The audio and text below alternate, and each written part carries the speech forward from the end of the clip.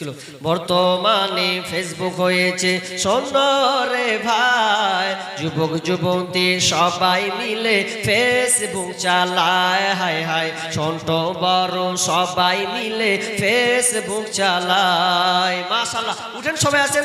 আগেকার ডাক্তারেরা ছিল না এত চিটার, হইলে জ্বর জারি লাগাইতো থার্মোমিটার, বগলে চেপে ধরে 1-1.5 মিনিট পরে, বগলে চেপে ধরে 1-1.5 মিনিট পরে ঝাড়া মেরে বলতো 104। আগের সেদিন কি ফিরে পাবো আর আমরা, আগের সেদিন কি ফিরে পাবো আর। প্যারাসিটামল একটার চারানা ওষুধ দিয়ে বলতো বেশি খাবা না, প্যারাসিটামল একটার চারানা ওষুধ দিয়ে বলতো বেশি খাবা না।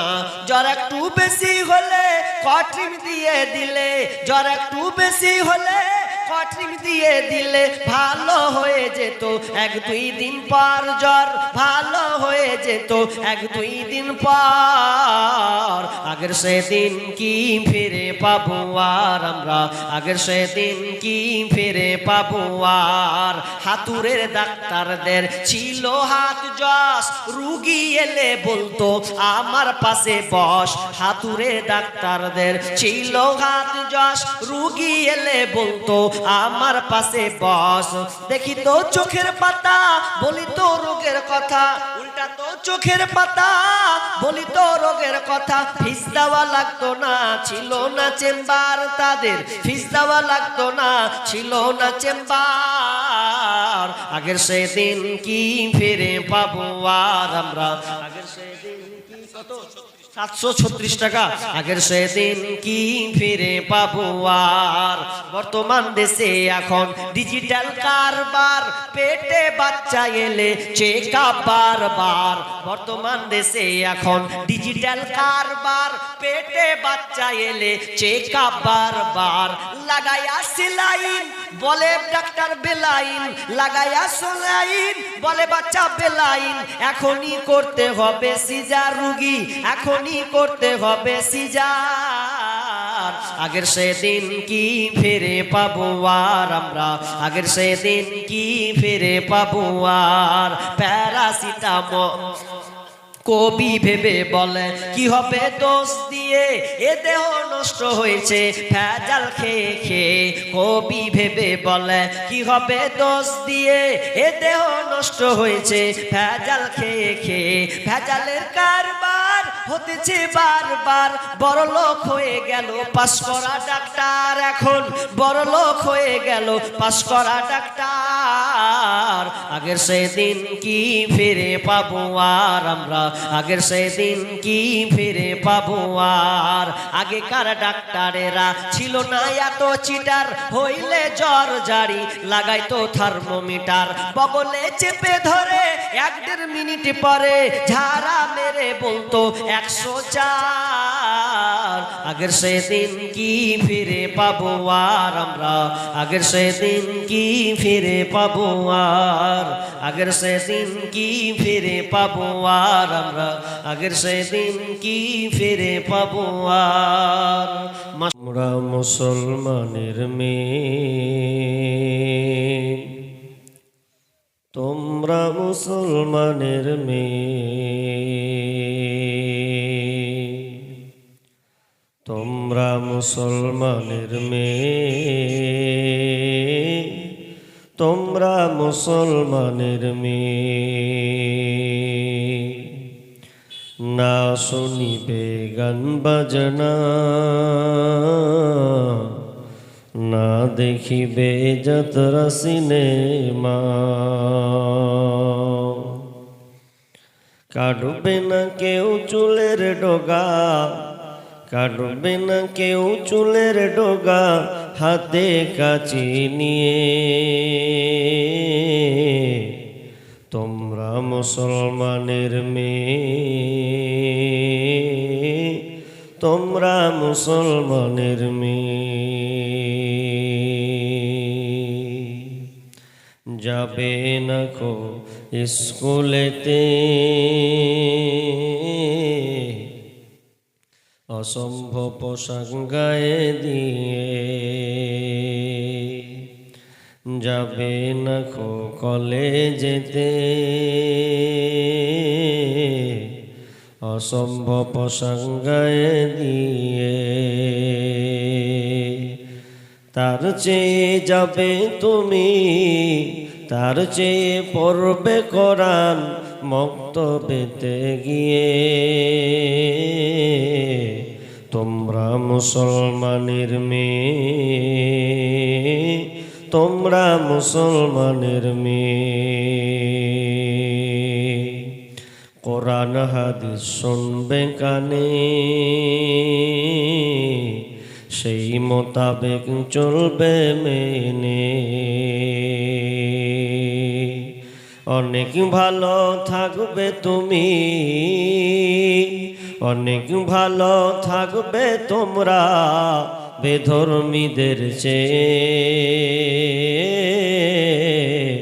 তোমরা মুসলমানের মেয়ে, তোমরা মুসলমানের মেয়ে।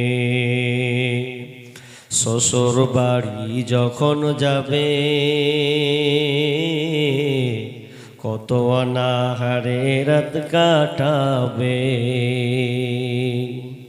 শ্বশুর বাড়ি যখন যাবে কত অনাহারে রাত কাটাবে।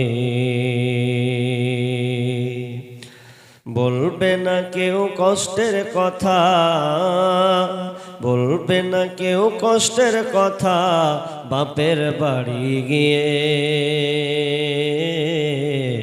তোমরা মুসলমানের মেয়ে, তোমরা মুসলমানের মেয়ে। শাশুড়ি যখন বলবে কথা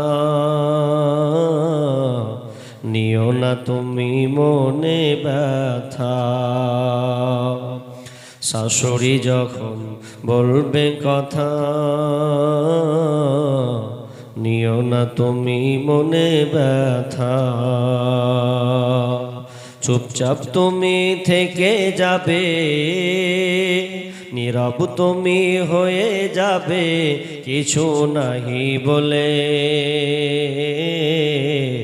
তোমরা মুসলমানের মেয়ে, তোমরা মুসলমানের মেয়ে, তোমরা মুসলমানের মেয়ে, তোমরা মুসলমানের মেয়ে। উপস্থিত সম্মানীয় আজকের এই জলসার স্বনামধন্য সভাপতি এবং দূরদূরান্ত থেকে আগত সম্মানীয় অতিথিবৃন্দ, আমার সম্মুখে বসে থাকা দিনদার ইমানদার মুমিন ভাই সকল এবং বাম দিকে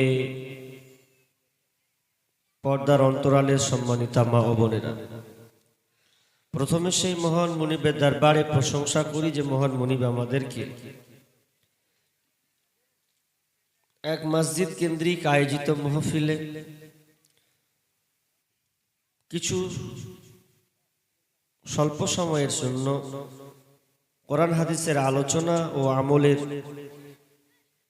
উদ্দেশ্যে বাস্তবায়নের জন্য যিনি আমাদের সুযোগ দিয়েছেন, সে আল্লাহ সুবহানাহু ওয়া তাআলার শুকরিয়া আদায় করি, বলি আলহামদুলিল্লাহ। অতঃপর শান্তি বর্ষিত হোক সকল নবীদের উপর, বিশেষ করে আমাদের শেষ নবী জনাবে মুহাম্মদ রাসূলুল্লাহ, বলুন সাল্লাল্লাহু আলাইহি ওয়াসাল্লাম। আমি আপনাদের সম্মুখে কি বলবো আমি খুঁজে পাই না, তাও একটা আয়াত, দু তিনটা আয়াত পড়েছি। ওই আয়াতকে কেন্দ্রে বিন্দে রেখে ভাবলাম সিয়াম সম্পর্কে বলবো, তো দুদিন থেকে সিয়াম সম্পর্কে বলেই যাচ্ছে। আর সোশ্যাল মিডিয়া তো সব, আপনারা না হয় আমার শ্রোতা এতটা কম, কিন্তু সোশ্যাল মিডিয়াতে সকাল হতে গেলে কত লোক যে দেখবে 5,000 10,000 মানুষ দেখে, ফলো করে। তো সেই হিসাবে আপনাদের এখানে আমি সংক্ষিপ্ত আলোচনা রাখবো ইসলামে গরিবদের অবদান কতটা আছে?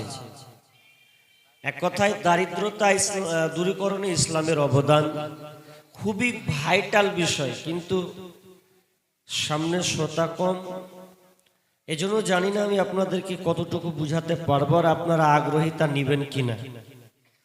যে কটা লোক বসে আছেন একটু আস্তে আস্তে বলবো, কারণ শ্রোতা যেমন মাইকের অবস্থাও তেমন।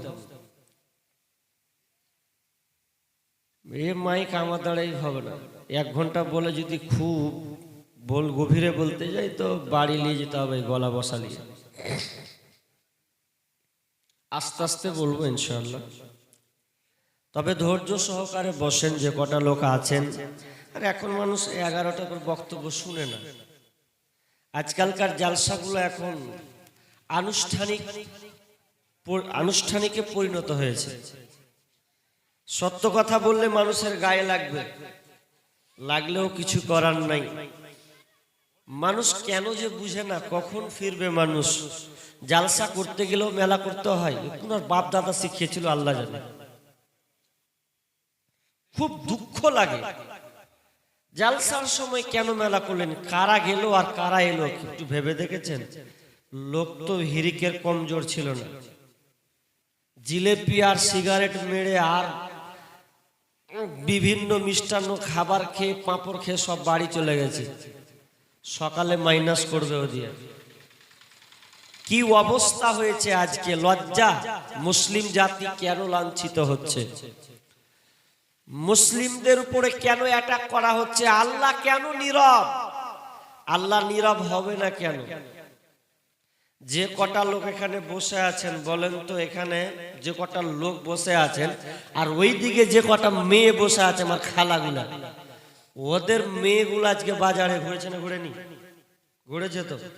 আমার আর আপনারাই বলবেন সত্য মিথ্যা। আপনারা যারা এখানে আছেন আপনাদের ছেলে মেয়েরাই মেলাতে ঘুরেছে। আপনি এখন বসে আছেন নেকি লিব, কিছু শুনবো, ও নেকি আপনার 1 পয়সা মূল্য নেই। সব গুনাহ আপনার বেটা বেটি করে দিয়ে চলে গেছে আপনার উপরে। বুঝতে পারেননি? ডিস্টার্ব করছে খুব কেন? জি, তা আমি সংক্ষিপ্ত আপনাদের শোনাবো।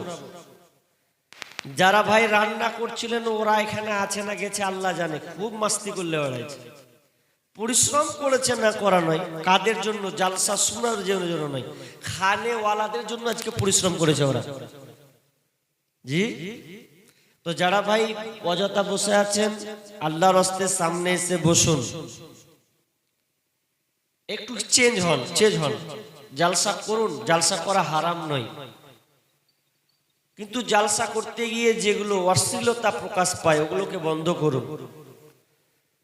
আরে এই বছর সামনে বছর না হবে পরের বছর হবে, লোক হবেই হবে। আমি অনেক জায়গায় প্রতিবাদ করেছি, তারা আমার কথাকে অ্যাকসেপ্ট করেছে। পরের এই সামনে বছর যেটা যাচ্ছে, এই বছর অনেকে প্রোগ্রাম করেছে মেলা মুক্ত প্রোগ্রাম, গত চাইতে এবার লোক বেশি হয়েছে। আমাদের ভুল ধারণা, তো এগুলোকে বয়কট করুন, তাহলে আল্লাহ তাআলা আমাদের উপরে রহম করবেন। রহম করছেন না। চলেন আমি আর এদিকে ব্যাকেট বলছি না, যে কয়েকটি লোক বসে আছেন আমি গরিবদের ব্যাপারে কিছু বলবো, কারণ ইসলাম হচ্ছে সাম্যের দিন, ইসলাম মানবতার ধর্ম। আল্লাহ আপনাকে টাকা দিয়েছেন, এই টাকা দিয়ে আপনি নিজে খাবেন, আপনার আহাল পরিবারকে খাওয়াবেন, আর আপনার প্রতিবেশী একটা অসহায় তার খাবার জুটবে না, এর নাম কিন্তু ইসলাম নয়।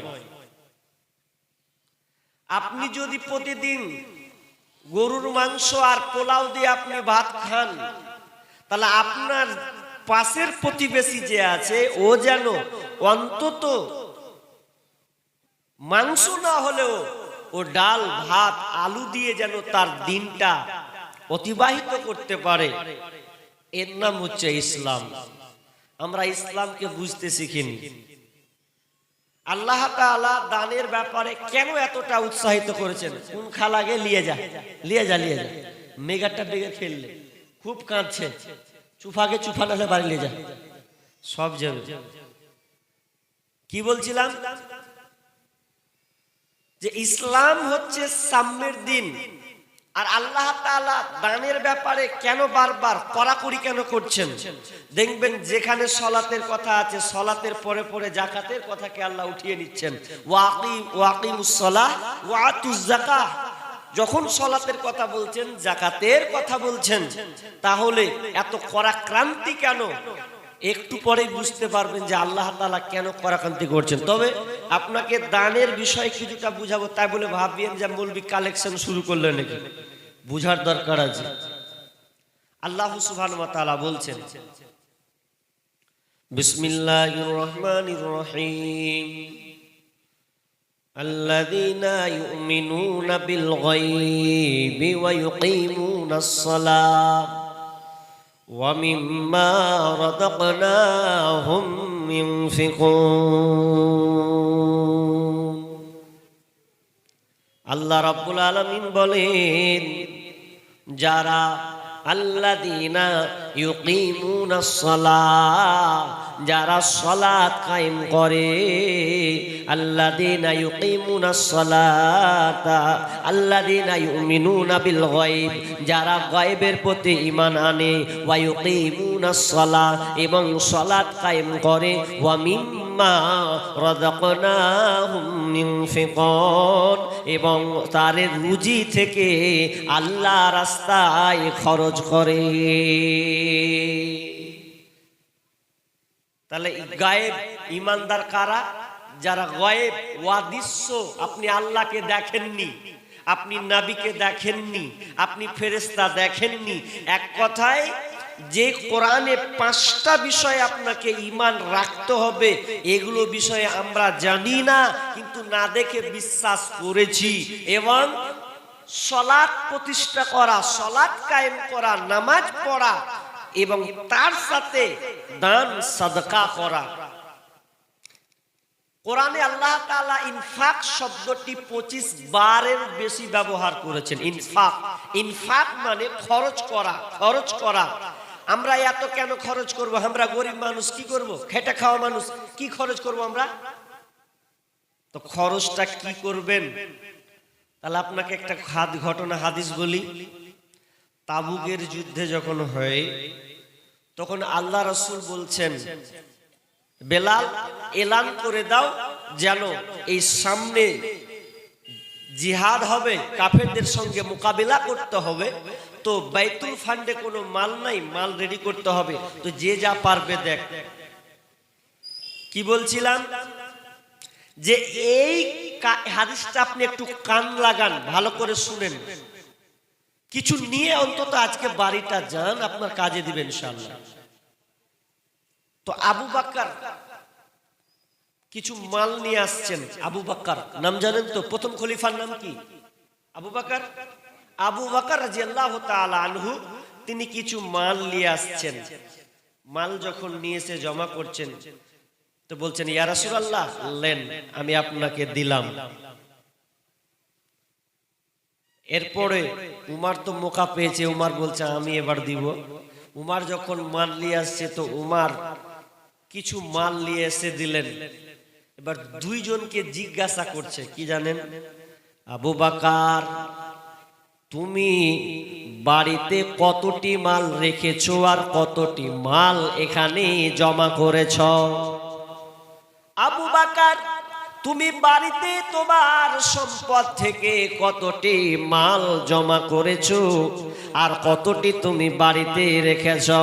তখন আবু বকর বলছেন, ইয়া রাসূলুল্লাহ, আমি আল্লাহ এবং রাসূলকে রেখে, আল্লাহ এবং রাসূলকে রেখে বাড়িতে যা ছিল সব কিছু আমি আজকে আপনাকে দিয়ে দিলাম। অথচ আবু বকরের সামান্য একটা টুকরি চাঙ্গারিতে কিছু আপনার খাবার নিয়ে এসে বলছেন, ইয়া রাসূলুল্লাহ, বাড়িতে যা ছিল আল্লাহ এবং রাসূলকে বাকি রেখে সব আমি আপনার জন্য এখানে আপনি দান করে দিলাম। উমারকে বলছে, উমার তুমি কটি নিয়ে এসছো জি? উমার বলছে, ইয়া রাসূলুল্লাহ, বাড়িতে অর্ধেক রেখে এসেছি, আর অর্ধেকটা আমি এখানে জমা করে দিলাম, তাবুকের যুদ্ধের জন্য আমি জমা করে দিলাম। দিয়ে বলছেন, আজকের দিনে আবু বকর হয়ে গেছে এক নম্বর। সবচাইতে দান বেশি কার? সবচাইতে দান বেশি কার? তো আবু বকরের। অথচ উমর তার মাল থেকে অর্ধেক মাল, অনেক মাল তিনি এনে জমা করেছেন, কিন্তু আবু বকর সামান্য কয়েকটা জিন টুকরা খাবার জমা করেছেন। এরপরে আল্লাহ রাসূল কোয়ান্টিটিকে না দিয়ে গিয়ে প্রশ্নটাকে ব্যাকেট করে ঘুরিয়ে দিলেন, আবু বকর রে, তুমি বাড়িতে কতটি রেখেছো আর কতটি নিয়ে এসেছো? যখন এই রকম কথা বলা, উমারের কিন্তু মন খারাপ, তাহলে আমি আবু বকরকে তো হারাতে পারলাম না। তার মানে বিশ্বনবী বললেন, আবু বকর রে, আজকের দিনে তুমি সবচাইতে দানের মধ্যে সেরা হয়েছ, কারণ তোমার বাড়িতে আল্লাহ এবং রাসূল ছাড়া ব্যতীত আর কিছু তোমার কাছে কোনো খাবার নাই, তাহলে তোমার দানটা হলে এক নম্বরে। মনে মনে বলছে যে আমরা গরিব, কি দান করব? একটা পয়সাওয়ালা যদিও বাড়ি থেকে কোটি টাকার মধ্যে 1 লাখ দেয়, কিছুই নাই, আর আপনার 100 টাকা ইনকামে আপনি 50 টাকা ঠেলে দেন, কারটা বেশি হবে? আপনারটাই বেশি হয়ে যাবে। দান করতে হবে। দানের সিস্টেম কেন আল্লাহ জারি করলেন? এই দানের সিস্টেম কি শুধু আমাদের উম্মতের জন্য? জি না, পূর্বে যত নবী এসেছেন তাদের উপরেও সিস্টেম ছিল। তাদের যুগেও নামাজ, তাদের যুগেও রোজা, তাদের যুগেও দান সাদাকা ছিল, কিন্তু একটু প্যাটার্নটা ভিন্ন থাকতে পারে, সেটা ভিন্ন ছিল।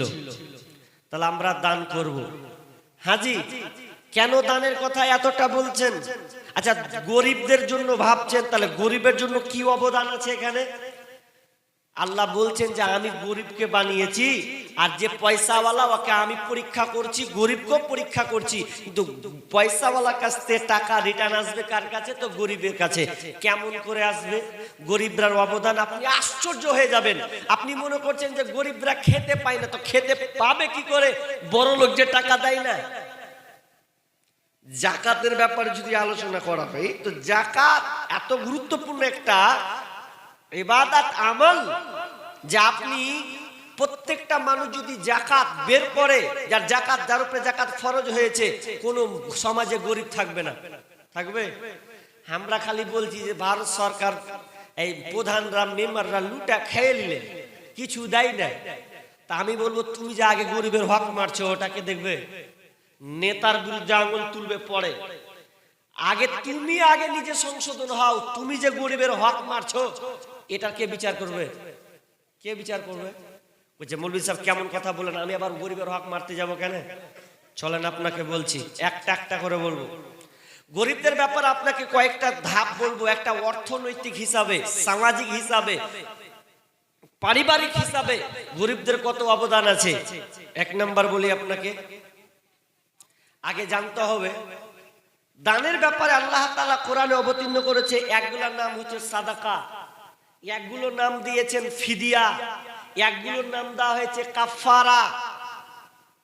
তাহলে এতগুলো নাম আল্লাহ তাআলা দিলেন কেন? তো এগুলো সব গরিবের জন্য। চলেন আপনাকে একটা একটা করে বলি।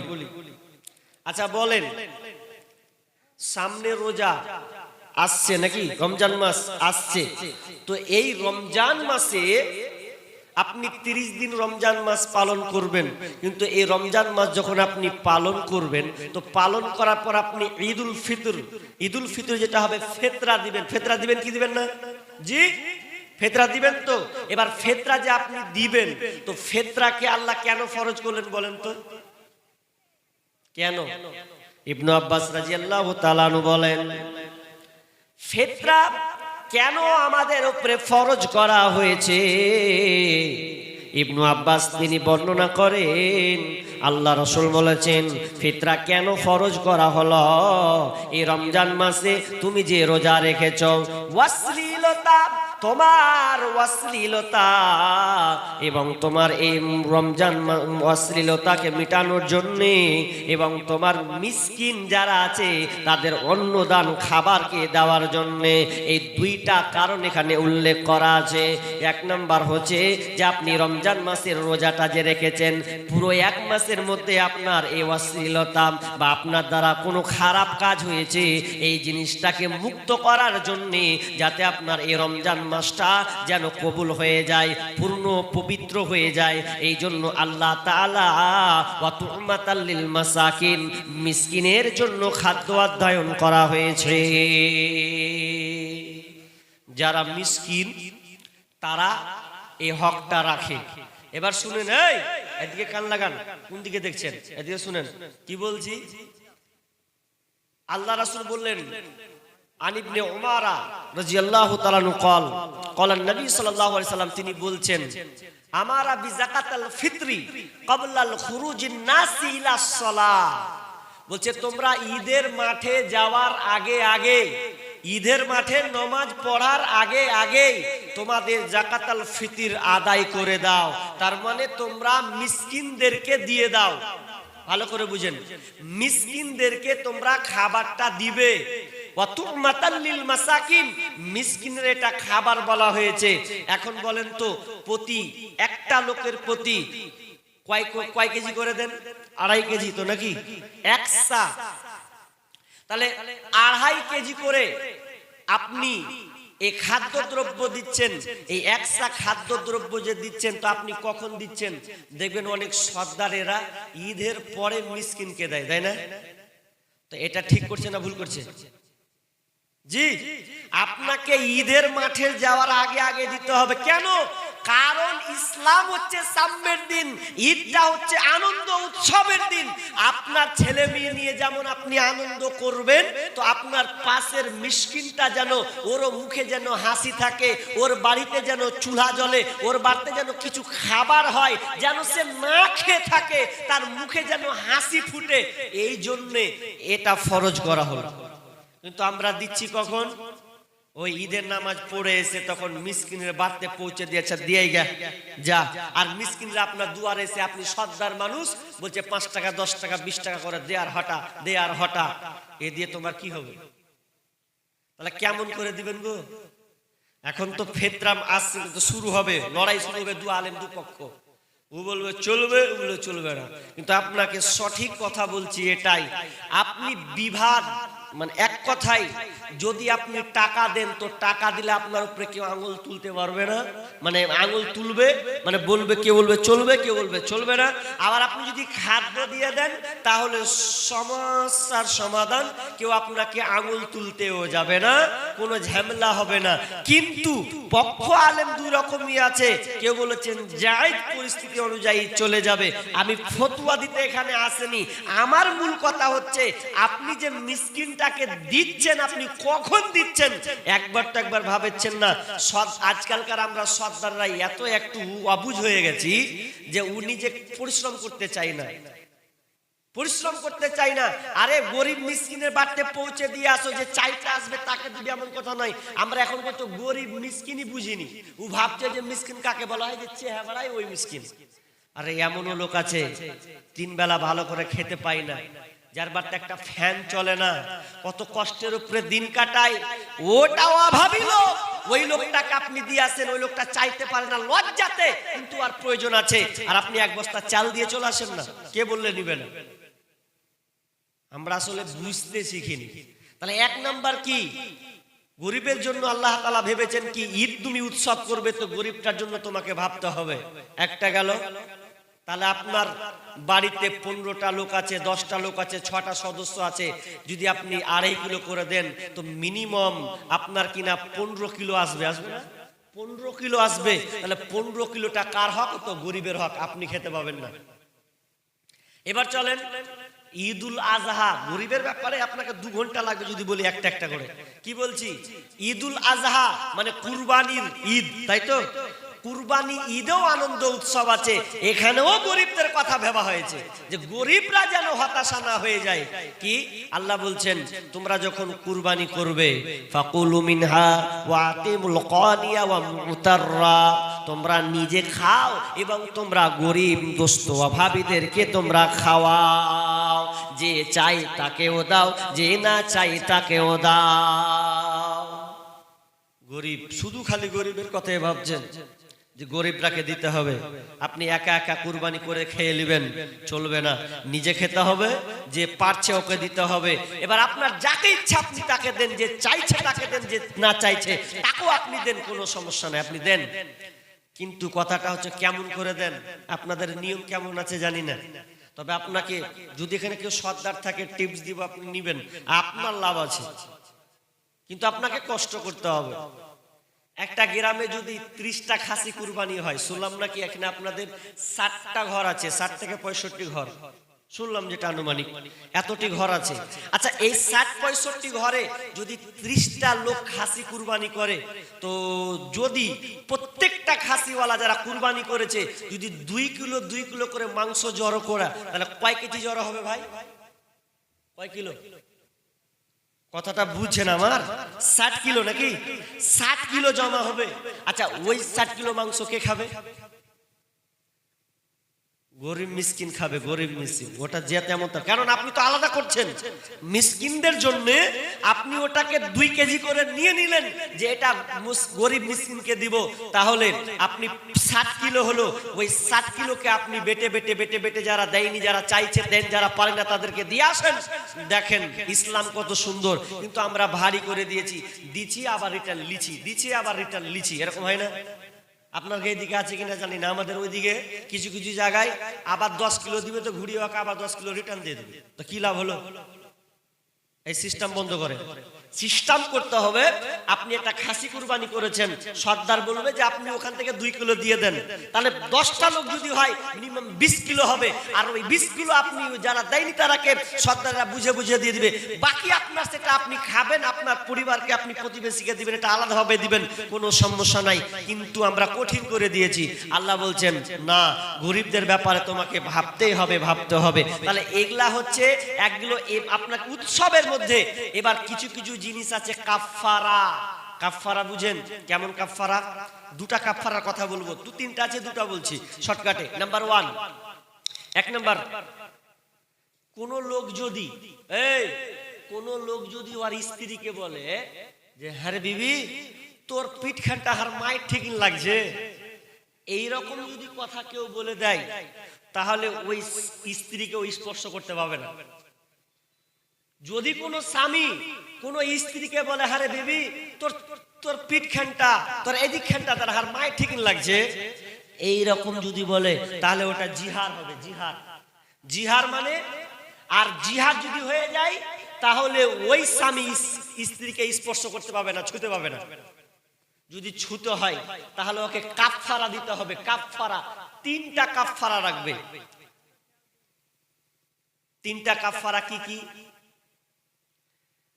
সূরা মুজাদালা 4 নম্বর 1 থেকে 4 পর্যন্ত আয়াতটা আপনি পড়বেন, ওখানে আছে সেই সময়কালে খাউলা বিনতে সাইলাবা এবং আউস বিন সামিত রাদিয়াল্লাহু তাআলা আনহু একজন সাহাবী।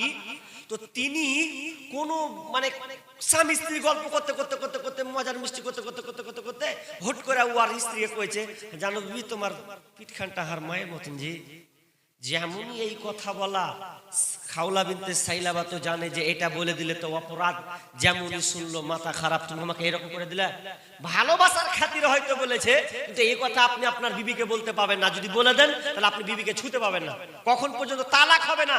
কিন্তু 3টা কাফারা আপনার মধ্যে একটা কাফারা আপনাকে দিতে হবে, নাহলে হবে না।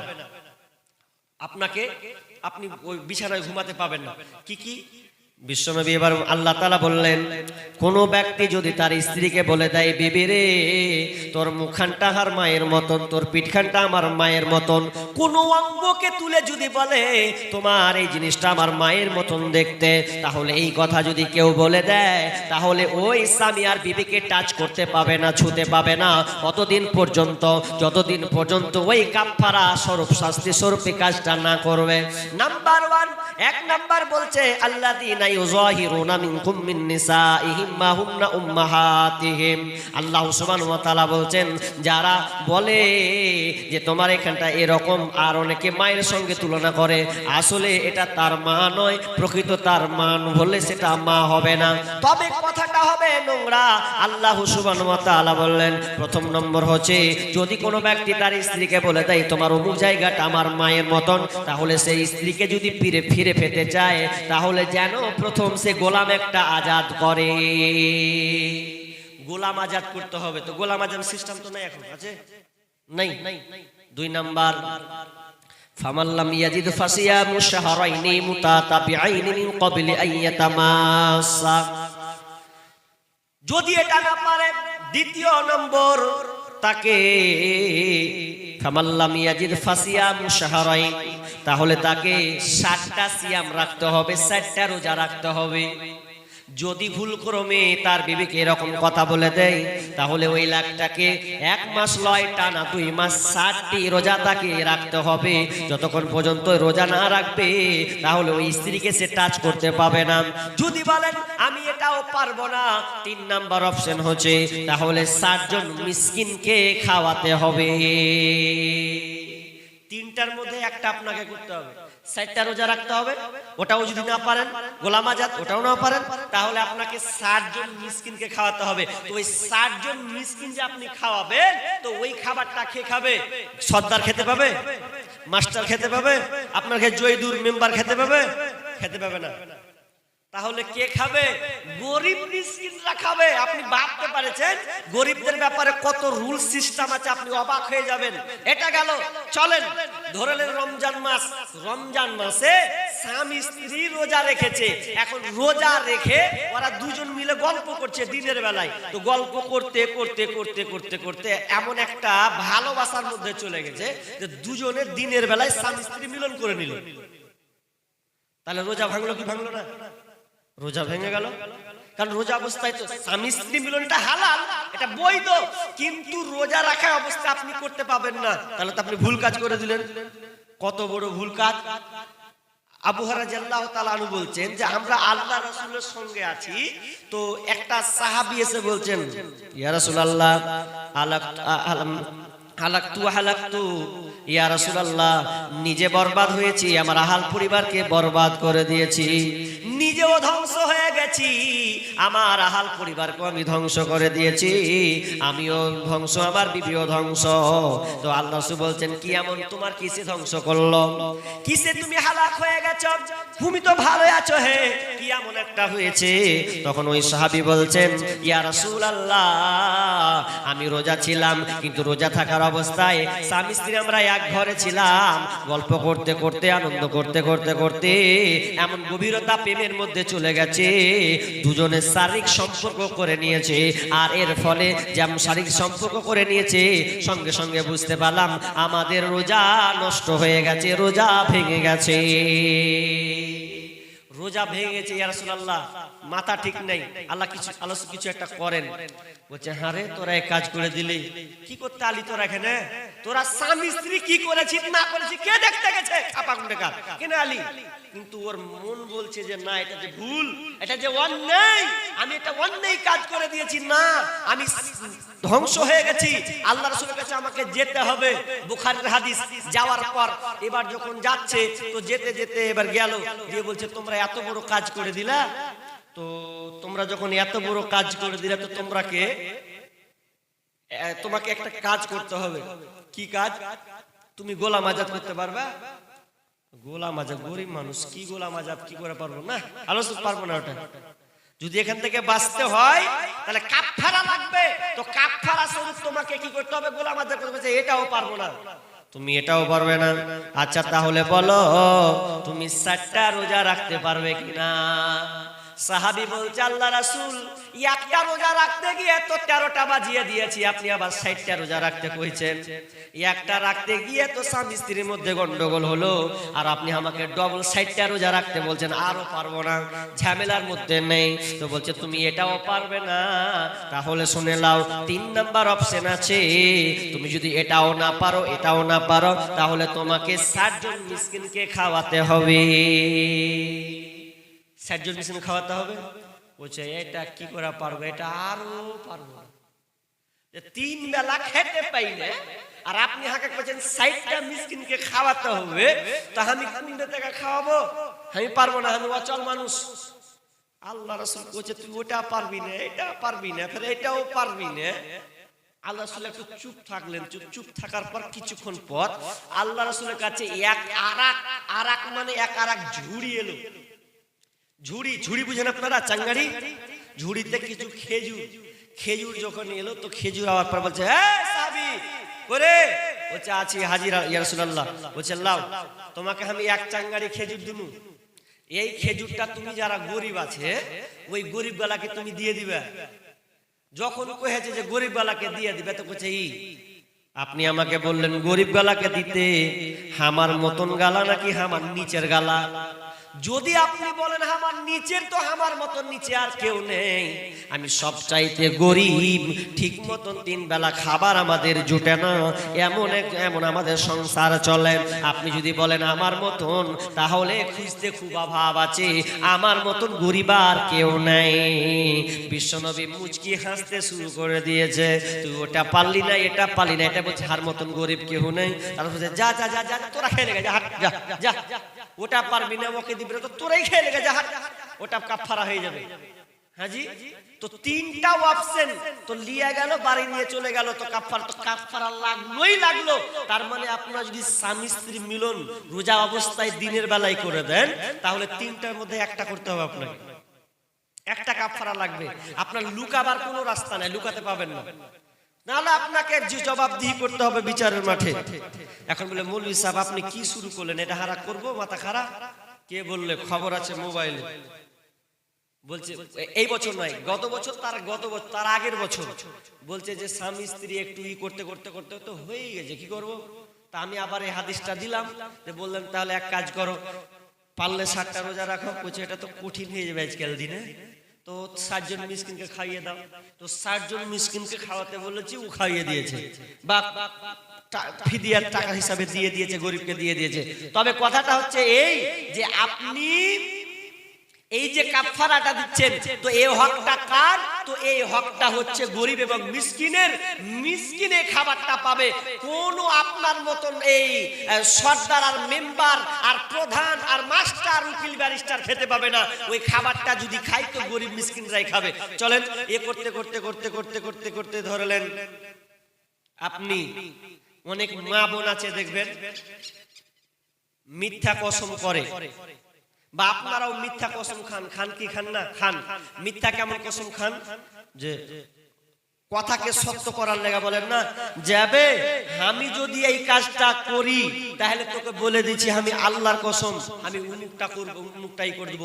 যদি আমি এটা ভুল করে থাকি তাহলে আমি গালাত, আমি মানে আপনি কসম খেলে আল্লাহর কসম খেললে যে আমি আল্লাহর কি রাখে করেছি, আমি এই জিনিসটা করিনি। এখন কিন্তু আপনি করেছেন, আপনি নিজেকে বাঁচার জন্য আপনি বলছেন যে না আমি করিনি, কিন্তু আপনি করেছেন, কিন্তু আল্লাহর আপনি কি রেখে নিয়েছেন, তাহলে আপনার শাস্তি আছে, বাঁচার পথ নেই। যদি কোনো মেয়ে বা ছেলে ক্রীড়া খেয়ে নেয় আর ও কাজটা করেছে, করার পরেও কি রেখেছে যে আমি করিনি, আর আপনি যদি করে থাকেন তাহলে আপনার উপরে কাফারা দিতে হবে, শাস্তি। কি শাস্তি?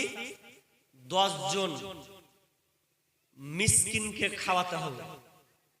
10 জন মিসকিনকে আপনাকে খাওয়াতে হবে, কাফারা ক্ষমা হবে, নাহলে ক্ষমা হবে না। আর যদি না পারেন তাহলে আপনাকে অন্তত 3টা রোজা রাখতে হবে। 3টা রোজা রাখতে হবে, এই 3টা রোজা রাখতে হবে। এরপর যদি আপনার কঠিন হয় তাহলে আপনাকে 10 জন মিসকিনকে খাওয়াতে হবে। এটা কে খাবে? তো মিসকিন গরিবরাই খাবে। তাহলে আপনার ওই কাফারাটা ক্ষমা হবে, নচেত হবে না, অসম্ভব। চলেন অনেক লোক আছে দেখবেন, আপনাকে আমি বুঝা যাচ্ছি যে গরিবের ব্যাপারে ইসলাম কি বলেছে, আপনার মাথা খারাপ হয়ে যাবে। আপনি খালি বলছেন যে গরিবরাকে এত গরিব অশান্তি না, আমরা আইন মানি না বলে তো আমাদের অশান্তি। আপনাকে কি বলবো, আপনাকে দুঃখের কথা, দেখবেন আপনার বাড়িতে একটা মিসকিনটাকে পরের বাড়িতে একটা, এই গ্রামের মিসকিন অন্য গ্রামের মিসকিনের কাছে চাইতে যেতে হয়। কেন চাইতে যেতে হবে বলেন? কেন চাইতে যেতে হবে? আপনাকে জবাব দিয়ে লাগবে কি বিচারের মাঠে। একটা আপনার গ্রামের মিসকিন যেন অন্য কোন গ্রামের যেন হাত না পাতে, আপনাকে চেষ্টা করতে হবে এই যেন এখানে থেকে যায়। পাঞ্জাবিদের বৈশিষ্ট্য জানেন? পাঞ্জাবি যারা ওই যে পাগ মাথায় পরে না পাঞ্জাবি, ওদের নিয়ম, ওরা ইসলামকে ফলো করে গো, মুসলিম লয়তা।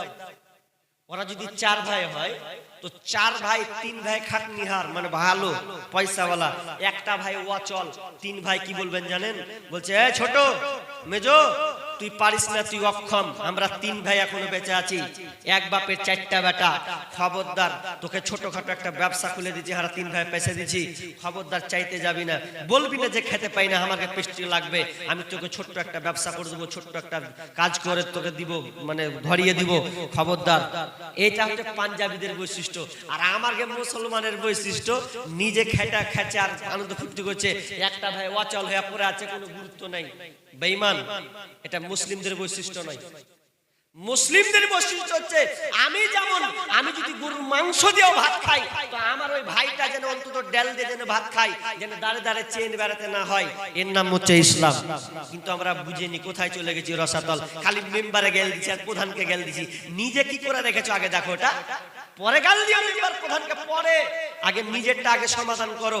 চলেন এ করতে করতে করতে দেখেন কত আল্লাহ তাআলা সিস্টেম করেছে। যেমন ধরেন আপনারা অনেক লোক আছে রোজা রাখে না, রোজা রাখে না অনেক লোক, নেই খালি রোজার মাস খালি ও ঠিক জানে যে কয়দিন পর রোজা হবে, ও গুনছে যেদিন রোজা হবে সেদিন লাগছে, পাথর হয়ে গেছে, রোজা রাখতে পারবো না, মানে ও অসুস্থ হয়ে গেল। যেমনি রোজার নাম লিবার রোজা রাখবে না। কিংবা দেখবেন ইয়াতখানি করে মাথায় চাঁদির তেল মেরে দিবে, দেখবে আমি রুগী, হাদারে হবে না। শুনেন, মাপ নেই। যারা কাল বাহানা করছেন, আর অনেক লোক আছে, আপনার এদিকে আছে কিনা জানি না, অনেক লোক বেঈমান আছে, অপদার্থ বলতে গেলে, কোনো খারাপ কথা বলতে গেলে কোনো লজ্জা নাই। কি ও আবার দিনের বেলাতে রোজা রমজান মাসে বিবিকে কইছে দরজা লাগা, পর্দা লাগা, দে ভাত দে আমাকে, এরকম আছে না নাই? আপনার এই দিকে নাই তো আমার ওইদিকে দেখাতে পারবো যে বিবিকে বলছে, এবার বিবি জানছে যে না করবো তাকে আনলিমিটেড শুরু করবে, কয়দিন আনলিমিটেড খাবো আমি, তার থেকে তাড়াহুড়া করে রান্না করে দিয়েছে, লেখা মরদের বেটা খা, কি করবি?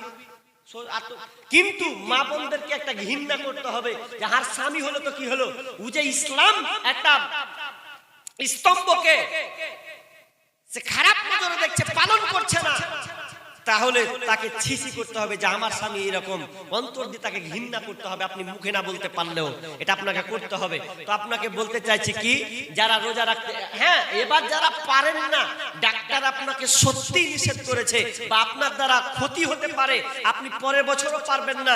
সূরা বাকারাতে 184 নম্বর আয়াত আল্লাহ সুবহানাহু ওয়া তাআলা বলছেন যে যারা সফরে যাবে তারা পরে কাজা করবে, যারা অসুস্থ তারা পরে কাজা করবে। কিন্তু আপনি যদি নাই পারেন পরে আদায় করতে, তাহলে আল্লাহ তাআলা বলছেন ওয়ালাল্লাযীনা ইউতিকুনাহু ফিদিয়াতুন তুআমু মিসকিন। আল্লাহ সুবহানাহু ওয়া তাআলা বলছেন যারা তোমরা রোজা রাখতে পারবে না, তোমরা অচল হয়ে গেছো, প্যারালাইসিস অবস্থায় হয়ে গেছো, এমন একটা সুগার পর্যায়ে চলে গেছে যে তোমার ক্যান্সার পর্যায়ে চলে গেছে, তোমার দ্বারা কোনো সম্ভব নয়, তাহলে তোমাকে করতে হবে কি, তুমি জয়টা রোজা 30টা রোজা যদি করতে না পারো, তাহলে 30টা রোজার বিনিময়ে তোমাকে 30 জন মিসকিনকে খাবার খাওয়াতে হবে। এখন আপনি দিনে ক টাকা খান? যে লুকিয়ে লুকিয়ে ভাত খেছে ওকে জিজ্ঞাসা করবেন তুই কটা খাস দিনে? তো দিনেও যদি খাই মিনিমাম 150-200 টাকা খাবে কি খাবে না? হাজি, এক প্লেট ভাত খেতে গেলে তো 60 টাকা 40-50 টাকা, কোনো শাকসবজি 50 টাকা।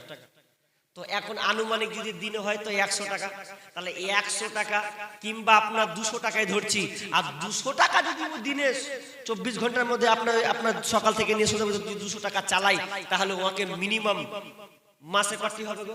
200 টাকা হলে 6000 হবে কি হবে না? 6000 টাকা হবে। তাহলে ভালো মানুষের মতন 6000 টাকা মিসকিনকে দিয়ে দিতে হবে। তখন কবে জানেন, যদি ওই মাসলা পেয়ে নেই যে 6000 টাকা লাগবে, তখন কবে মুফতি সাহেব তাহলে চেষ্টা করবো, ধরবো, তাহলে ধরবো, মানে ওর টাকার কথা বলেছি তো ওর চুলকানি শুরু হয়ে গেছে, কুণ্ঠে বাবা 6000 টাকা দেবো, তোকে ধরবো ধরবো ধরবো হয়ে যাবে, তখন ওর হয়ে যাবে। কিন্তু না, যদি আপনি রাখতে না পারেন, পরের পারবেন না, তারপরে পারবেন, এরকম একটা লম্বা যদি আপনি অসুস্থর মধ্যে থাকেন, তাহলে আপনাকে 30 জন মিসকিনকে আপনাকে তার খাবার অনুযায়ী, প্রতিদিন একটা মান অনুযায়ী, এই খাবার আপনার মান অনুযায়ী তাকে মিসকিনকে দিয়ে দিতে হবে। তাহলে সব যতগুলো আমি আলোচনা করছি, খালি মিসকিন আর মিসকিন আর মিসকিন, এ দিতে দিতে দিতে আল্লাহ এবার কি বলছেন জানেন?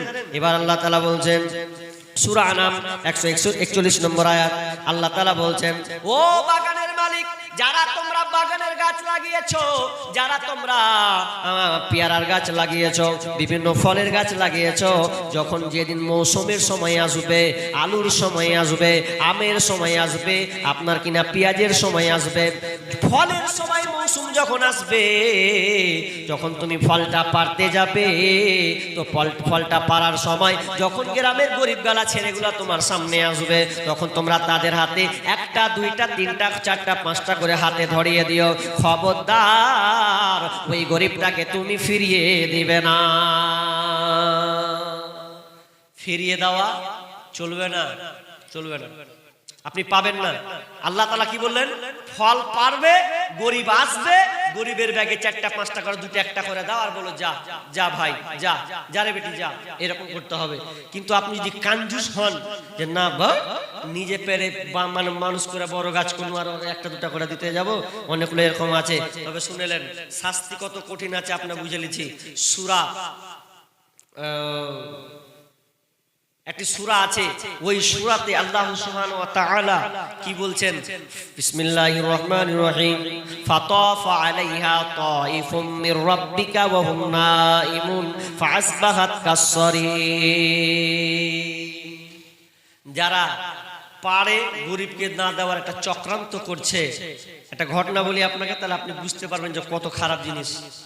একটা লোক, বনি ইসরাইলদের একটা লোক ছিল, লোকটা যখন ফল পারতো, তো ফল পেরে সকাল সকাল ফল পারতো, গরিবরা আসতো, তো গরিবরাকে দিয়ে দিত। তো বেটারকে হিংসা হতো, আর বাপের দেখছিস পার ছাড় মিসকিন গরিবরাকে সবাইকে দিয়ে দিচ্ছে, তো বার্তা কি থাকবে, সবই দিয়ে দিচ্ছে। বেটারকে মন খারাপ, বাপ বেঁচে আছে, হ্যান্ডে তো কিছু কইতে পারে না। বাপ যখন মূল্য, তো মরার পর বড় ভাই কইছে এবার মুকা মিলেছে, খালি সবসময় খালি বাপের কথা চলবো, বাপ দিয়েছে গরিব মিসকিনকে দিয়েছে তো দিয়েছে, তা আমাকে কি এবার থেকে আর দিব না, একটা মিসকিন একটা গরিব সহায়কে দিব না। ওরা বুদ্ধি আঁকছে, আর আল্লাহ 7 আসমান থেকে বসে তোর বুদ্ধির ছকের 12টা বাজাই, দেখ কি করছি, তোর বাপের আইন তোরা চেঞ্জ করবি, আর আমি বসে বসে দেখবো, আল্লাহ সহ্য হবে না রে। ছোট ভাই বলছে, দাদা এগুলো করিয়েন না গো, আব্বার নিয়ম এটা রাখেন, তুই ছোট আছিস ছোট থাক, ভেদাত করবি না, করবো আমরা, তুই চল। কি করতে হবে? সকালে যে মেজো করছে, হ্যাঁ জি দাদা সকালে পারবে, তো ফের তো মিসকিনটি চলে আসবে, হাঁকাতে পারবে, বলছে সকালে যাবো না রে, এই সকালের আগে আগে ভোর রাতে ফজরের আজান হবে, তার আগে পেরে নেবো, সব নিন পারবে, আর পেরেলে চলে আসবে। তো সব চাঙ্গাড়ি মাঙ্গাড়ি বস্তা মস্তা সব রেডি কর, যে আমরা ছেলে পেরেলে আসবো, এদিকে নিয়ে যাবে। একটু ঘুমালছে, আর ঘুমাতে আল্লাহ বলছে দেখ তোকে কি করছি আমি, তোর বাপের আইন তোরা চেঞ্জ করবি রে। তখন আল্লাহ বলছেন ফাতাফা আলাইহা তাইফুম মির রাব্বিকা ওয়া হুম নাইমুন। যখনই প্রদক্ষিণ একটি হাওয়া রাত্রিতে এসেছে, প্রদক্ষিণ একটা কালো বর্ণের একটা হাওয়া, প্রদক্ষিণ একটা আপনার আগুনের হাওয়া এসে পুরো বাগানটাকে জ্বলিয়ে দিল। ফাওয়াহুম নাইমুন, ওই সময় তারা ছিল ঘুমন্ত অবস্থায়, ঘুমন্ত অবস্থায় ছিল। আল্লাহ তাআলা তাদের পুরো বাগানটাকে পুড়িয়ে ছারখার করে দিলেন। ফাহাসবাত কাসসারিম, তারা পুরে কালো বর্ণের নেই করে দেওয়া হলো, পুরে জ্বালিয়ে ছারখার করে দেওয়া হলো। যখন ওই 4 ভাই কটা যখন সকালে আপনার উঠতে যাবে, বা ওই সময়তে পারা একটা নিয়ত করে রাতানো উঠতে যাচ্ছে, মালামাল সব হাতে নিচে, সঙ্গে সঙ্গে তারা বাগানের দিকে চলল। বাগান দিয়ে যেতে যেতে যেতে বাগান আর খুঁজে পায় না। বাগান কোথায়, বাগান কোথায়? এমন সময় এখন তাফসীরগণ বলছেন যে ওই গাছগুলোকে পুরো উল্টে দেওয়া হয়েছিল, উপরটা নিচে জটটা উপরে। এবার কেউ চিনতে পারে না। ছোট বলছে, দাদা রে, এটাই হচ্ছে আমাদের জায়গা, এটাই আমাদের বাগান। কিন্তু আল্লাহ তাআলা এই বাগানটাকে টচমচ করে দিয়েছে, পুড়িয়ে ছারখার করে দিয়েছে। আল্লাহ আমাদের উপরে নারাজ হয়ে গেছে, কারণ তোমরা আমার আব্বার আইনকে, আব্বার জারিটাকে তোমরা প্রত্যাখ্যান করেছো। তো গরিবদের হক তোমরা গরিবের হকটাকে তোমরা মেরে খেতে চাইছো। এই জন্য আল্লাহ তাআলা নারাজ হয়ে গেছে, পুরো বাগানকে পুড়িয়ে ছারখার করে দিয়েছে। বাগান পুড়ে ছারখার পরে হু হু করে কাঁদছে, কইছে আল্লাহ ভুল করে দিয়েছি, আর করবো না, আর করবো না। জি, আপনার উপরও বিপদ আসবে, খালি আপনি বুঝতে পারেন না। তাই বলবো একটা একটা করে। কি কথা? সেটা হচ্ছে যে এই আল্লাহ তাআলা কত সিস্টেম করেছেন যে গরিবদের ব্যাপারে একটা একটা একটা করে বলেছেন যে গরিব আপনিও চলবেন, গরিবও চলবে, আপনিও খাবেন, গরিবও খাবে। গরিব যেন তাকে অসহায় অবস্থায় ভুগতে না হয়। আপনি বেশি খাবেন, ও একটু কম খাবে। এর নাম হচ্ছে ইসলাম। তাহলে ইসলাম একটা একটা একটা করে বুঝিয়ে দিয়েছেন যে আপনি গরিবের ব্যাপারে আমরা বুঝিনি। এবার চলেন, এবার আপনাকে স্পেশালি একটা কথা বলি। স্পেশাল হচ্ছে কি? আল্লাহ বলছেন, কানা ইয়াকুলু সাররু তুআমুল ওয়ালিমা ইদআ লাহাল আগনিয়াউ ইতরাকুল ফুকারা। আল্লাহ রাসূল কি বলছেন? যেই বাড়িতে আপনি বিয়ে লাগিয়েছেন, এখন বিয়ে লাগিয়ে আল্লাহ রাসূল কি বলছেন? যেই বাড়িতে আনুষ্ঠানিকভাবে অনুষ্ঠান হচ্ছে আর ওই অনুষ্ঠানে বড় লোকদের দাওয়াত দেওয়া হয়, গরিবদেরকে দাওয়াত দেওয়া হয় না, ওটা হচ্ছে সবচাইতে নিকৃষ্ট খাবার। আপনি আপনার বেটা বিয়ে দিচ্ছেন কিংবা বেটির বিয়ে দিচ্ছেন, বেছে বেছে বেছে বেছে ভালো লোকটিকে দাওয়াত দিয়েছেন, পাশের একটা অসহায় মানে ও মাল ঝাড়তে পারবে না, তো ওকে আপনি দাওয়াত দেননি, ওটা হচ্ছে নিকৃষ্ট খাবার। আর একটা কথা বলি, আল্লাহ রাসূল পরের পৃষ্ঠাতে বলছেন যে যারা ওলিমা পেল কিন্তু ওলিমার দাওয়াত আপনাকে না দাওয়াত পেল, যে কোনো দাওয়াত, আর দাওয়াত করার পরে যদি সে গ্রহণ না করে তাহলে আল্লাহ তার রাসূলের প্রতিশ্রুতিকে সে ভঙ্গ করলো। বুঝতে পেরেছেন? আল্লাহ তার রাসূলকে, আল্লাহ তার রাসূলের মধ্যে, তার গণ্ডির মধ্যে সে থাকলো না। তার মানে কি? যে আপনি দাওয়াত পেয়েছেন, দাওয়াত পেলে আপনাকে যেতে হবে। অনেক মানুষ হ্যাঁ যাওয়ার ব্যাপারে কিন্তু আমরা সবাই প্রস্তুত, কে না চাই বিয়ের দাওয়াত না পেলে কে না যায়। কিন্তু শুনলেন, সব বিয়ে খাওয়া যাবে না। যে বিয়েতে দেখবেন ছেলে মেয়ে একসাথে খাচ্ছে, ওই বিয়ে খাওয়া চলবে না। ছেলে মেয়ে একসাথে খাচ্ছে, তাহলে আপনাকে রিটার্ন চলে আসতে হবে যে না, ওই বিয়ে বাড়ি যাব না। যে বিয়েতে জেনার কারখানা খুলেছে, ওই বিয়ে বাড়িতে খাওয়া যাবে না, ঘুরে চলে আসতে হবে। দেখবেন যে বিয়েতে যৌতুক প্রথা আছে, ওই বিয়ে খাওয়া যাবে না, ঘুরে চলে আসতে হবে। যে বিয়েতে ডিজে বাজছে, বক্স বাজছে, ওই বিয়েতে খাওয়া যাবে না, ঘুরে রিটার্ন চলে আসতে হবে। তাহলে আপনি হাদিসের উপরে আপনার আমল হলো। কিন্তু না, আজকে আমরা দাওয়াত পেলেই খাই। আবার অনেক দাওয়াত আছে রাগ করে যাই না, ভালো হলো রাগে হয়েছে ওই জন্য যাই না। না, আপনাকে যেতে হবে, দাওয়াত পেয়েছেন আপনি। তা আমি ওদিকে যাব না। তাহলে ইসলাম আমাদেরকে একটা একটা করে বলে দিয়েছেন যে গরিবদের ব্যাপারে এত কিছু বলেছেন। এ করতে করতে করতে শেষে এক দুটা কথা বলবো, যেহেতু আপনারা চাষি মানুষ। আর আগে বলবো যাকাত। যাকাত কেন ইসলামে এত কড়াক্রান্তি হয়? যাকাতটা কেন কড়াক্রান্তি হয় জানেন? যাকাতটা যদি প্রত্যেকটা মানুষ যার উপরে যাকাত ফরজ হয়েছে যদি আদায় করে দেয়, গ্রামে একটাও গরিব থাকবে না, একটাও। সুদ মুক্ত সমাজ হবে। সুদ ঘুষ কেন আজকে সমাজে? কেন সুদ? সুদের জন্য আমাদের একটা কি বলে নিমতিটাতে একজন মেয়ে সুদ দিতে পারলে না, দিয়ে কি করে, যে রেলের কাছে যে মরে গেল, বডি 2 ঘন্টা দুদিকে হয়ে গেল। জানা গেল কেন করেছে? বলছে লোন নিয়েছিল, লোন পরিশোধ করতে পারেনি, ওই জন্য জান দিয়ে দিলে। লোন খুব খারাপ জিনিস, লোন থেকে বাঁচার চেষ্টা করুন। কিন্তু আমরা এত মাথা মোটা পেয়ে লিছি, এতটি দিব আস্তে আস্তে, কিন্তু যখন বিপদ পড়ে যাবে তখন আপনি শোধ করতে পারবেন না, তখন আপনি উল্টা পাল্টা কাজ করে দিবেন। কত দেখলাম ফাঁসি দিয়া ঝুলছে, কি করবে? কিন্তু লোন এত নোংরা, বর্বর, জঘন্য, এ ব্যাপারে বলতে গেলে অনেক সময় লাগবে। তবে না, আপনাকে এই লোন থেকে বাঁচতে হবে, কারণ এই লোনটা হচ্ছে সবচাইতে জঘন্য। এত জঘন্য কেউ যদি 1 টাকা সুদ খায় তাহলে তার মায়ের সঙ্গে 36 বার জিনা করার সমপরিমাণ যে গুনাহটা সে পাবে। লম্বা করে বলতে গেলে খারাপ লাগবে, তো আপনাকে বাঁচতে হবে। কি বলছিলাম? যাকাত করা ক্রান্তি কেন শুনেলেন? যাকাত কার উপরে ফরজ একটু বলি আপনাকে।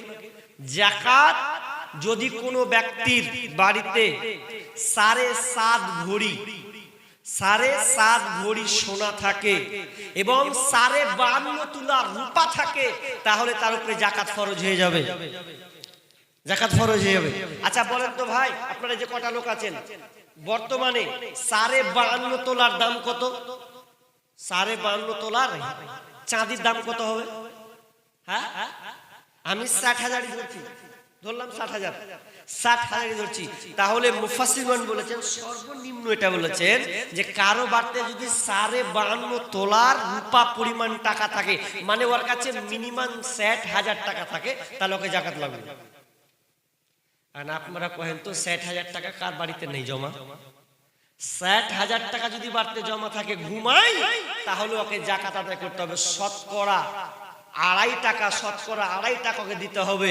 40 ভাগের 1 ভাগ তাকে দিতে হবে। কিন্তু আমরা কি করছি? যাকাত বের করছি। আপনারা বাদ দেন, অনেক লোক যাকাত দেওয়ার মতন হকদার রাখে, যে যাকাতকে বের করে না। জি, এবার বলে মুফতি সাহেব 60,000 টাকা আমার 1 বছর ধরে মিয়া যে 1 বছর ধরে থাকে না, 1 বছর যদি না থাকে, আরে ভাই তোমার যদি না জুটে তাহলে তোমাকে দিতে হবে না।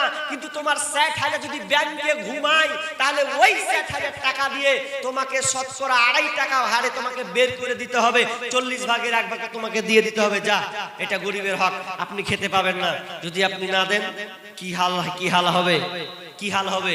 আল্লাহ তাআলা বলছেন ওয়াল্লাযীনা ইয়াকনিদুনা আয-যাহাবা ওয়াল ফিজ্জাতা ওয়া লা ইউনফিকুনাহা ফী সাবিলিল্লাহি ফাবাশশিরহুম বিআযাবিন আলীম। আল্লাহ সুবহানাহু ওয়া তাআলা বলছেন যারা সোনা চাঁদিকে জমা করে রাখে, যারা টাকাগুলোকে ব্যাংকে অ্যাকাউন্টে বাড়িতে জমা করে রাখে, আল্লাহ রাস্তায় জমা করে না, ওয়াল্লাযীনা ইয়াকনিদুনা আয-যাহাবা ওয়াল ফিজ্জাতা ওয়া লা ইউনফিকুনাহা ফি সাবিলিল্লাহি ফাবাশশিরহুম বিআযাবিন আলীম, তাহলে তাদেরকে ওই সংবাদটা দাও, আযাবে আলিমার সুসংবাদ দাও। বিশ্বনবী হাদিসের ভাষায় বলেছেন, যখন টাকাওয়ালা পয়সাওয়ালা যাকাত যার উপরে ফরজ হয়েছে যদি মারা যায়, যদি যাকাত আদায় না করে, তাহলে কবরে তাকে ওই টাকাগুলো, ওই হীরামণিগুলো, আপনার কিনা চাঁদিগুলো, ওগুলো আপনার সাপে আকার ধারণ করবে, আর ওই সাপগুলো তার গায়ে মারতে থাকবে। আনাকান জুকাম, ও বলবে যে এটা হচ্ছে তোমার মাল, ভাই কোথায় পালাও, এটা হচ্ছে তোমার মাল, তোমার সম্পদ, এই যে সাপটা দেখছো এটা হচ্ছে তোমার সম্পদ। আর ওই সাপগুলো তার গায়ে কামড় দিতে থাকবে, কামড় দিতে থাকবে, সে পালাবার কোনো রাস্তা পাবে না। যত মালামাল বেশি হবে তত আযাব, সাপের আকার ধারণ করবে আর ওকে ছবল মারবে। লে জামা টাকা কত করবি? জি না, আপনাকে কি করতে হবে? যাকাত বের করতে হবে। যদি বলেন জুটে না, আপনাকে লাগবে না, 1 বছরে ধরলেন, আপনাকে সহজ করে বলছি একটু বুঝলেন, ধরলেন আপনি শুরু থেকে নিয়ে শেষ পর্যন্ত 12 মাসে একটা বছরে আপনার কাছে 5 লাখ টাকা আছে, কিন্তু ওই 5 লাখ টাকা থাকে না, 1 বছরের মধ্যে উড়েছে বাড়িতে, ওইদিকে উড়ে যাচ্ছে। তাহলে যদি দেখেন যে আমার 5 লাখ টাকা বছরে থাকে না, আস্তে আস্তে মাইনাস হয়ে যাচ্ছে 1 বছরে পূর্ণ না হতে হতে, তাহলে আপনাকে যাকাত লাগবে না। কিন্তু নিম্ন 60,000 টাকা যদি আপনাকে, এটা আনুমানিক, এটা আপনাকে উদাহরণ দেওয়ার জন্য বললাম, যে যদি থাকে জমা হয়ে যায় 1 বছর হয়ে গেছে, তাহলে ওই টাকা থেকে আপনাকে যাকাত বের করতে হবে। এবার বলেন কত লোক বাদ যাবে আর কত লোককে দিতে হবে ভাবতে পারেন? আচ্ছা চলেন, আপনারা চাষি মানুষ, চাষিদের কথা বলে উসর নিসবে ওসর, মানে যে ওসরটা আপনি চাষ করেন, যে মাঠে আপনি চাষ করেন, তো চাষ করতে গেলে আপনার কতটি মনে বা কতটি হলে আপনাকে দিতে হবে, আপনাকে ওসর দিতে হবে। আমরা অনেক লোক উদাসীন আছে, অনেক লোক আছে লেলাও চেটা করে, চেটে লয়, আপনার এতটি হলে আপনাকে এতটি দিতে হবে। ভালো করে শুনেন, যারা চাষি মানুষ চাষ করে খান, গৃহস্থালি করে খুব চাষ করছেন, বিঘা বিঘা জমি, 5 বিঘা 10 বিঘা 40 বিঘা করে করছেন, ভালো করে কান লাগান। কি বলছি, যদি আপনি কোনো চাষ করেন, ভুট্টা, গম, যেই কিছু আপনি সরিষা যাই মারেন কিনো, কালাই মারেন, যেই মারেন, আপনি যখন মারছেন এগুলোকে মারতে গিয়ে আপনি যদি দেখেন যে আমি এগুলো মারতে গিয়ে আমার খরচটা হচ্ছে কি, যে আমার নিজে থেকে খরচ হচ্ছে, তাহলে আপনাকে 20 ভাগের 1 ভাগ দিতে হবে। 20 ভাগের 1 ভাগ আপনাকে দিতে হবে। কতটি 20 ভাগের 1 ভাগ? মিনিমাম যদি আপনার আনুমানিক 18 মণ 30 কেজি, আবার কেউ কেউ ব্যাখ্যা করেছেন 15 মণ 12 কেজি, 6 ওয়াসাক যদি আপনার হয়, তাহলে আপনাকে এই ওসর আদায় করতে হবে। কয় ভাগ? তো ভাগ হচ্ছে 20 ভাগের 1 ভাগ, কারণ আপনি কষ্ট করে এটা মেহনত করে করেছেন, এই জন্য 20 ভাগের 1 ভাগ আপনাকে দিতে হবে। কতটি হলে আপনাকে লাগবে? ভুট্টা, আপনার গম যদি হয়, যদি দেখেন আপনার কাছে হয়েছে কতটি, 18 মণ 30 কেজি হয়ে গেছে, এটাই ধরছি সর্বনিম্ন, আবুচুটাই বলছি, 18 মণ 30 কেজি, 750 কেজির মতন কেউ আবার বলেছেন। এত যদি আপনার হয়, তাহলে আপনাকে ওখান থেকে কি করতে হবে? 20 ভাগের 1 ভাগ আপনাকে দান করতে হবে। রাখতে পাবেন না, ওটা আপনার হক নয়, ওটা হচ্ছে গরিবের হক।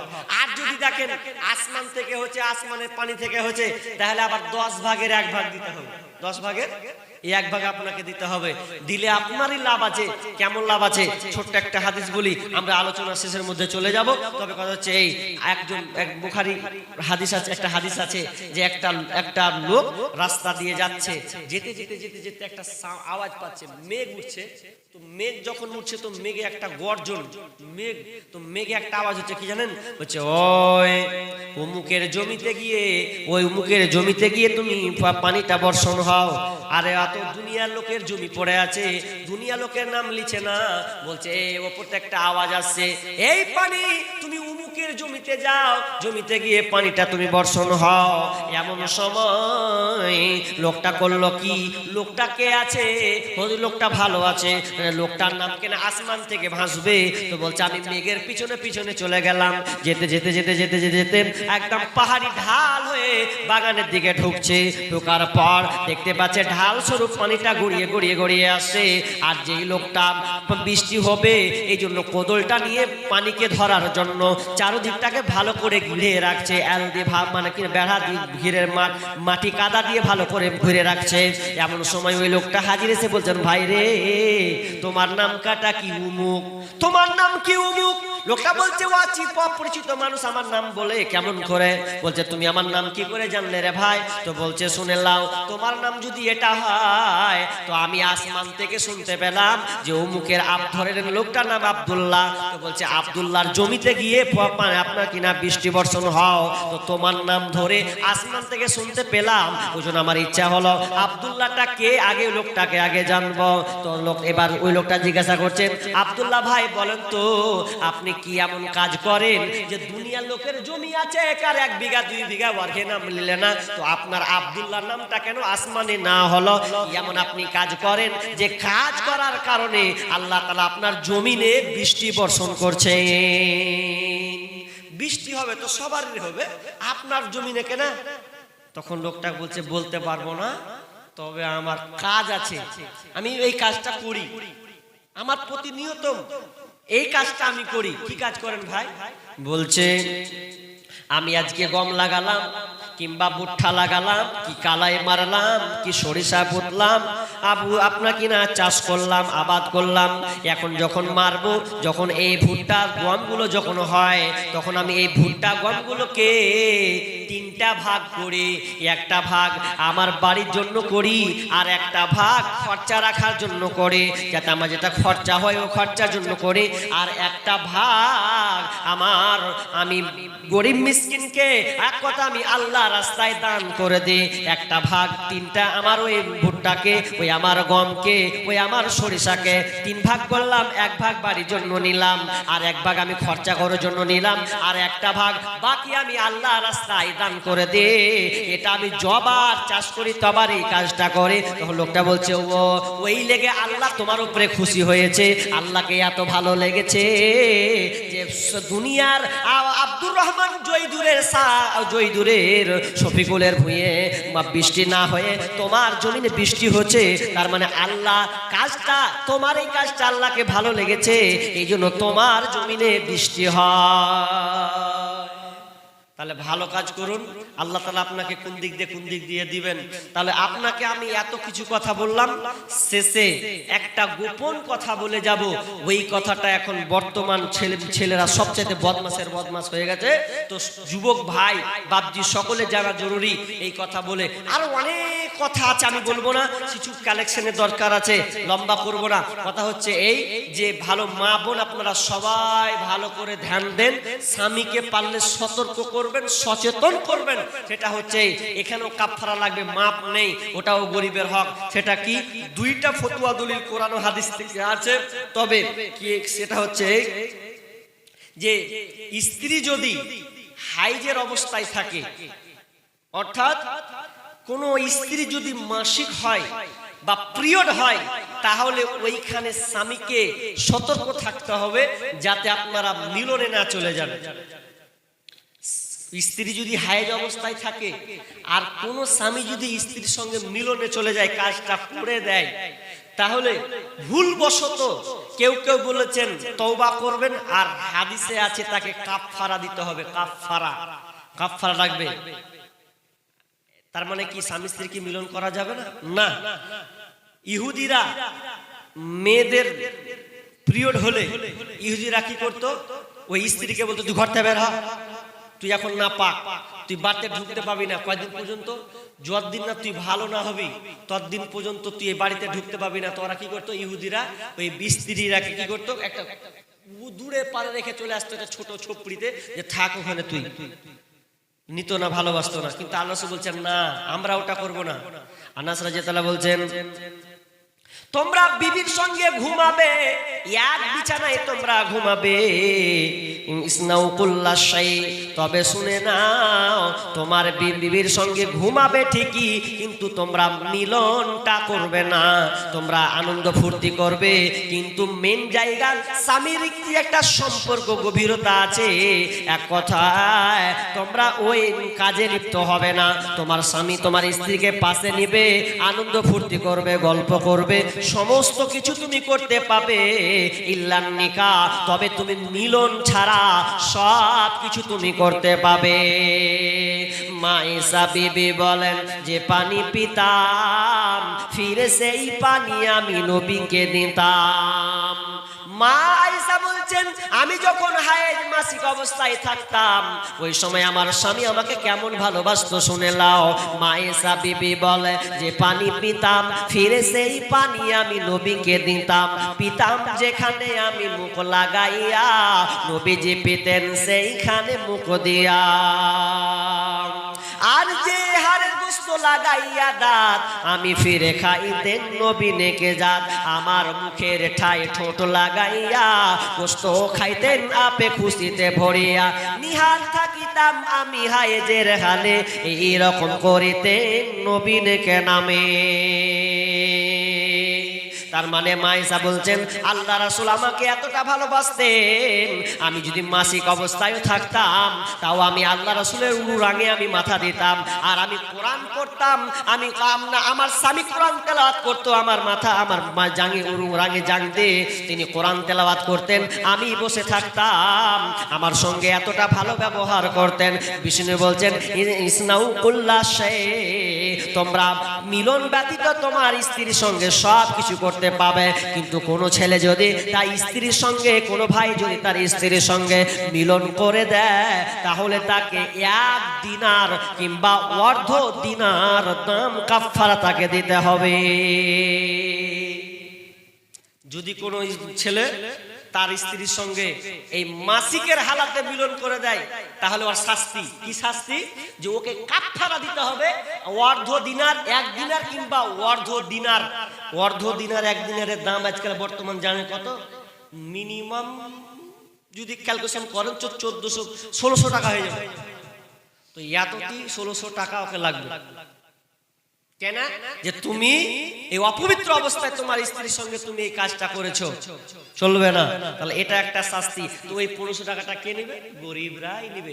আমি এতগুলো আলোচনা করছি খালি গরিব গরিব, এই হলে গরিব, সে হলে গরিব।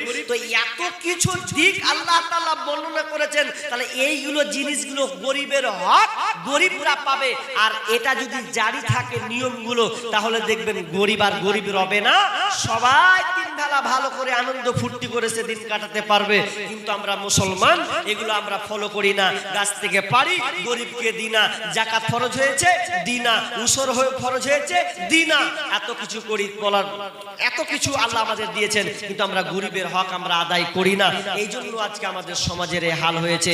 আমি আর খুব লম্বা করছি না, তবে কথাটা হচ্ছে এটা হচ্ছে মসজিদের জালসা। উঠবেন না, আমি আপনার কাছে 15টা মিনিট চেয়ে নিচ্ছি ভাই বাপজি ছেলে হিসাবে। এই যারা যে কটা লোক বসে আছেন 15 মিনিট আমি আপনাকে বলছি, বউঠা পালাবেন না, আমি বেশি নিব না। এদিকে যারা মেয়েরা আছেন আপনারাও খালারা বসেন, 15টা মিনিট মসজিদ আবাদ করবেন। দেখেন এই মসজিদ আবাদ করতে গেলে আপনাকে নিজে আপনার অর্থ থেকে দিতে হবে। আল্লাহ তাআলা বলছেন ইয়া আইয়ুহাল্লাযিনা আমানু আনফিকু মিন তাইয়্যিবাত মা কাসাবতুম মিম্মা আখরাজনা লাকুম মিনাল আরদ। আল্লাহ সুবহানাহু ওয়া তাআলা বলছেন যে তোমরা, আমি যে তোমাদেরকে রিজিক দিয়েছি, এই রিজিক থেকে তোমরা আমার রাস্তায় খরচ করো, জমা করো। তাহলে আপনি দিনে যদি 300 টাকা ইনকাম করেন, তাহলে ওই 300 টাকা থেকে কিছু 20 টাকা হলেও 50 টাকা হলেও আপনাকে এই আল্লাহ রাস্তায় করতে হবে। তো আপনাদের এটা মসজিদ দেখলাম, মসজিদটা অনেক পুরাতন টাইপের লাগছে না। মসজিদ আল্লাহর ঘর, নামাজ পড়বেন আপনি, তাহলে মসজিদটাকে সব সময় সুন্দর সচ্ছল রাখতে হবে, যেন তেন করে করলে হবে না। তো অনেক টাকার প্রয়োজন আছে।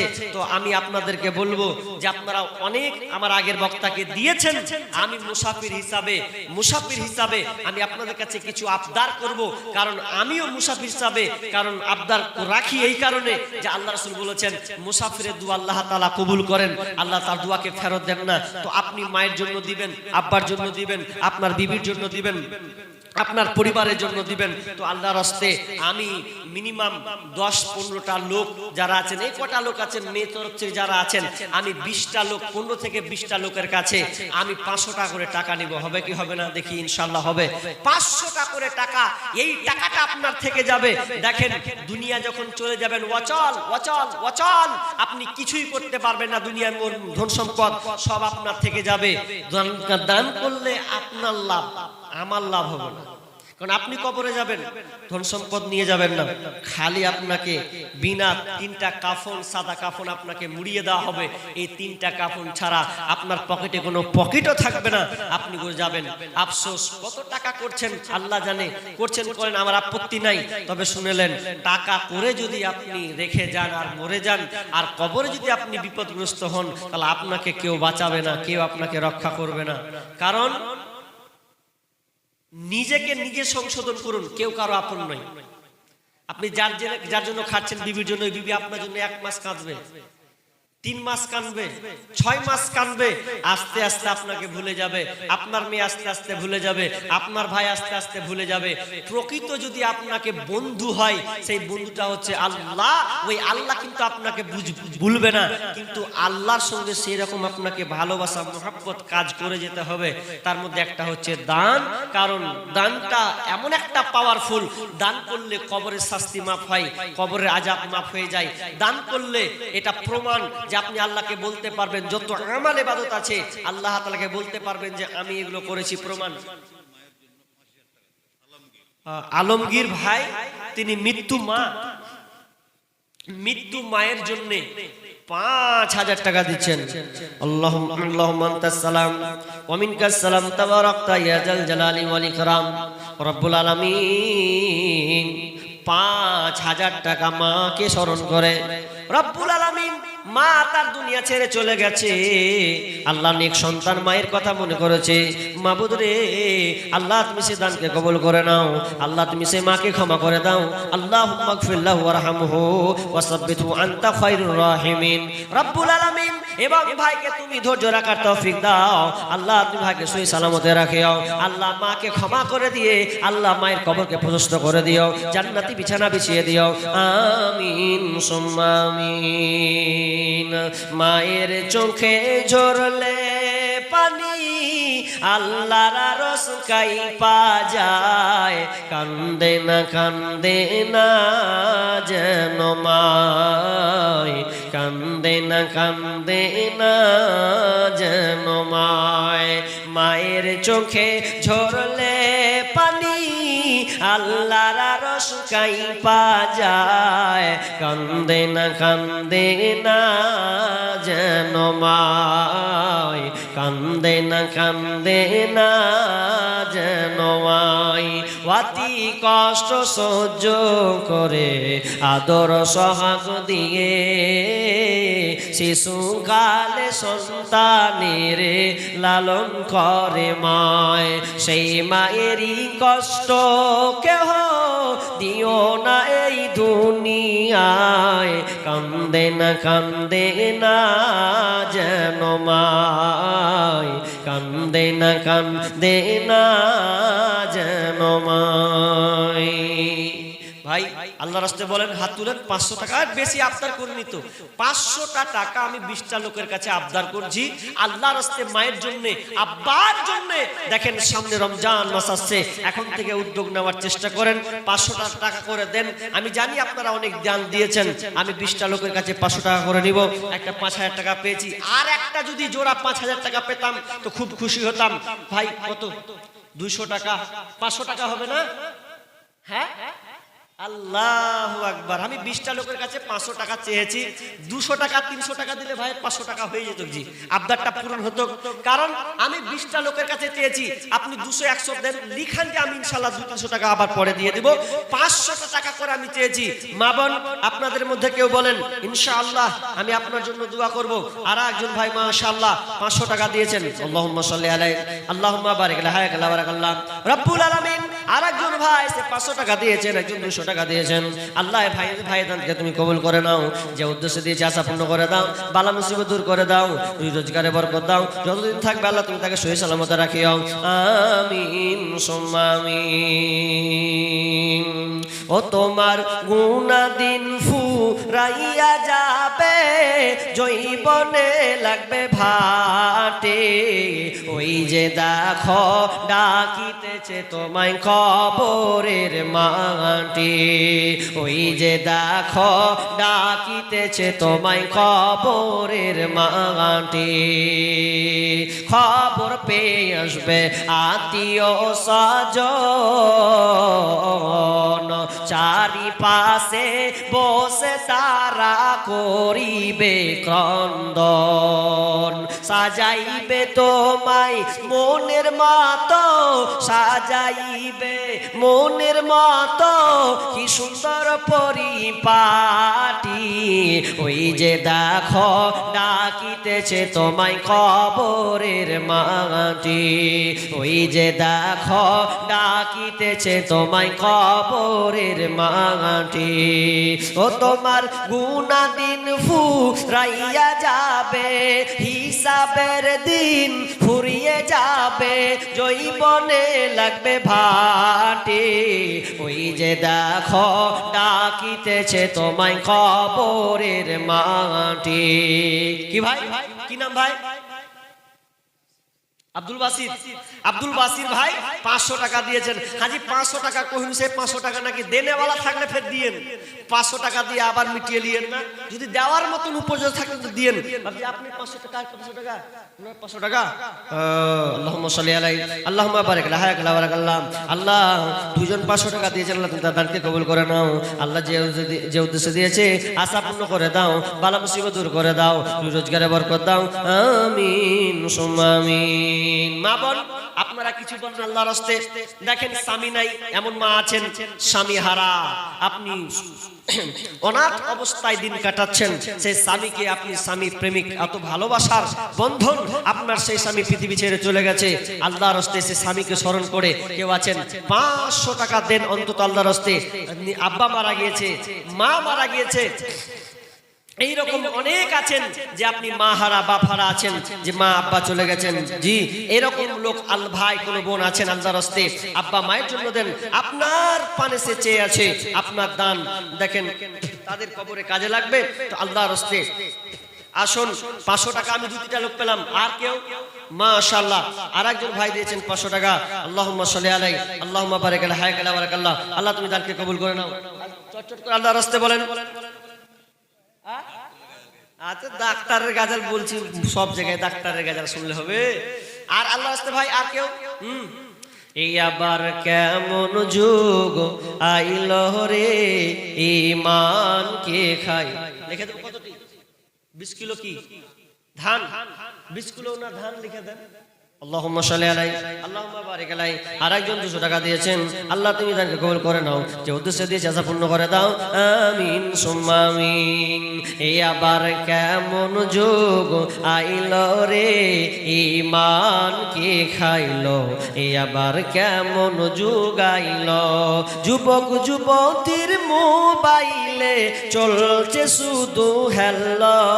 এই আবার কেমন যুগ আইলো রে, ঈমান কে খাইলো। এই আবার কেমন যুগ আইলো, রং নাম্বারে ফোন করিল, রিসিভ করিল মেয়ে, প্রথম লগ্নে প্রেম কাহিনী উঠালো জমিয়ে, আর দ্বিতীয় লগ্নে প্রেম আগুনে দুজনকে পুরাইল। এই আবার কেমন যুগ আইল রে, ঈমান কে খাইলো। এই আবার কেমন যুগ আইল, মেয়ে নিল মোবাইল হাতে, ফেসবুক চালাবে তাই ওয়েটিং রত বসে আছে প্রেমিকী তাহার। মেয়ে নিল মোবাইল হাতে, হোয়াটসঅ্যাপ চালাবে তাই ওয়েটিং রত বসে আছে প্রেমিকী তাহার।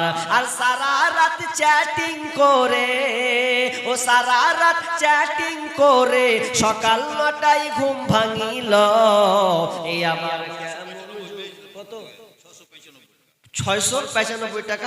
খালা কতটি আছিস গে, এতটি কম কেনে? হাজি লক্ষ্মী ভান্ডারের পয়সা দেয় না রাখে? সামনে এবার শুনছি 1500 টাকা করে দিবে মেয়েদের। 1500 করে আসছে ইনশাআল্লাহ, সামনে হবে হবে। তো অন্তত 500 টাকা করে মাসে, তো 1000 টাকা একটা, অন্তত মাসের 500 টাকা না হয় মাদ্রাসা মসজিদের জন্য গেল, হবে না আল্লাহর রাস্তায়? আমি একটা মায়ের 500 টাকা এখনো পাইনি আল্লাহর রাস্তায়। আর নেই তো নামটা লিখান, মানে সিমেন্ট গুলো লেখাতে পারেন আল্লাহর রাস্তায়, যদি ব্যবস্থা করে দেব আল্লাহর রাস্তায়। এই আবার কেমন যুগ আইল রে, ঈমান কে খাইল।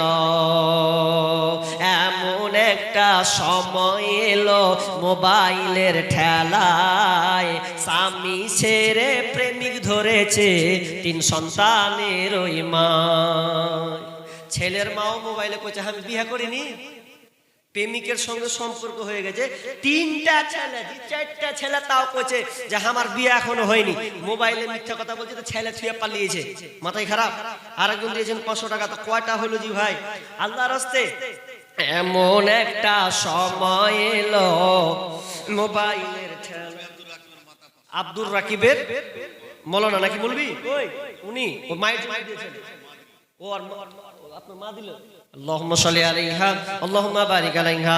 আল্লাহ এই মায়েদানকে আল্লাহ তুমি কবুল করে নাও। রব্বুল আলামিন মা যে উদ্দেশ্যে দিয়েছে আল্লাহ তুমি মায়ের আশাকে পূর্ণ করে দাও। রব্বুল আলামিন কল্যাণ থাকলে দাও, কল্যাণ থেকে তুমি হেফাজত করো। রব্বুল আলামিন যতদিন থাকবে আল্লাহ তুমি মাকে সহি সালামতে রাখিও। যেদিন মারা যাবে আল্লাহ তুমি মায়ের মুখ থেকে কালেমা তাইয়্যিবা পড়া তৌফিক দিও। আমিন সুম্মা আমিন। ডাক্তারে ও বারকাতুল্লাহ নাম নাই তো? ও ডাক্তার উনার আব্বার জন্য দিয়েছে তাই তো? উনার আব্বার জন্য 1000 টাকা আর বেনামিতে 500 টাকা দিয়েছেন। আল্লাহুম্মা সাল্লি আলাইহি আল্লাহুম্মা বারিক আলা হায়াক আলা বারাকাল্লাহ। রব্বুল আলামিন কতটি? এক বস্তা সিমেন্ট। মাশাআল্লাহ। আলিকা দেন এক বস্তা। বাজি কি নাম জি? নাম জানেন তো? লিখে দেন। জুলুর রহমান লিখে দেন। জুলুর রহমান এক বড় সিমেন্ট। আল্লাহুম্মা সাল্লি আলাইহি আল্লাহুম্মা বারিক আলাইহি। আল্লাহ আল্লাহ তুমি বাপজি দানকে আল্লাহ তুমি কবুল করে নাও, যে উদ্দেশ্যে আশা পূর্ণ করে দাও। আমিন সুম্মা আমিন। ভাই 12:30 বেজে গেছে। আমি শেষ যে কটা লোক আছেন শেষে আল্লাহর রাস্তায় 5 টাকা 10 টাকা 20 টাকা যা আছে আমি শেষে লিব, এটা আমার স্বভাব। মানে শেষে কেন লিব জানেন? এটা মহাব্বতের জন্য। এই জন্য নিব যে যে কটা লোক আমাকে ভালোবাসেন বা ইসলামকে ভালোবাসেন, কোরআনকে মহাব্বত করেন, এই জন্য আপনারা এত রাত ধরে বসে আছেন।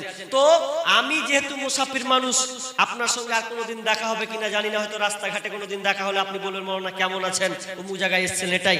কিন্তু হয়তো কথা হবে ইনশাআল্লাহ। তবে কথা হচ্ছে ছেলে হিসাবে ভাই, যারা বাপজি বসে আছেন ভাই বসে ভাই, বন্ধু হিসাবে বন্ধু, আমি আবদার করবো আপনাদের কাছে যে 5 টাকা 10 টাকা দেন। যদি বলেন যে নেই বেটা নেই, তাহলে আপনি অন্তত সালাম নিব।